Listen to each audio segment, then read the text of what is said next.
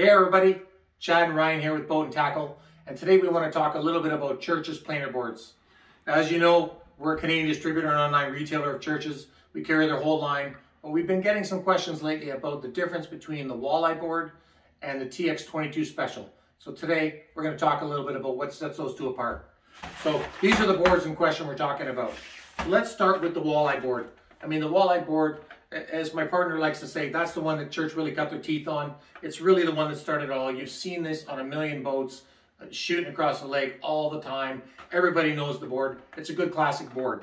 One of the things that make it what it is the fact that these are bought in a port or a starboard version. They come set up only for one way. If you want to have a pair, you've got to buy a port, you've got to buy a starboard, all right? The TX22, which again, pretty much the same size as the regular Walleye board, has one major difference in regards to that. It's not set up for port or starboard. It actually has a set of holes on both sides.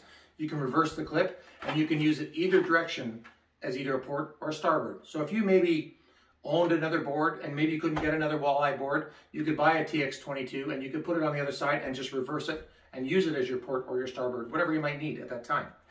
One of the other things that maybe sets it a little bit different than the Walleye board, again, a classic, nothing wrong with this board. If you're a guy that likes to troll a little slower, maybe half mile an hour or something like that, one of the nice things about the TX22 is the way it stands upright in the water. You can be doing a half a mile. This thing will stand up beautifully and perform well and still pull those baits out to the side. You know, most guys are doing mile 1.2, 1.6, maybe 2 mile an hour. The Walleye board does great for that. If you want a little bit more versatility and you're going to troll slow, the TX22 might be a consideration. Now, both of these boards are available as just your basic standard board or with have the upgraded kit. A standard board, whether it's the 22 or the Walleye board, does come with a stationary flag. They all come with that. But if you're wanting something a little fancier, we do have the upgraded kit that includes an easy store option, which gets rid of the clip, folds it away so you can store them nice, and a double action flag system. And whether it's the Walleye board or the TX22, they both have that option. You can pick either one. Double action flag basically means you can set this up so that when a fish tugs on the back, you can have that flag go down if that's how you choose. Or if you want it the other way around, you can reverse it and the flag will come up when you have a bite. Either way, it's a great way for you to notice you've got a fish on the line and a way for you to deal with it.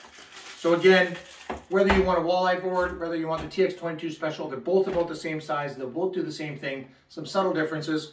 Now you're up to speed on the difference between the two. Give us a call at Boat and Tackle. We'd love to help you out with your Church Walleye boards.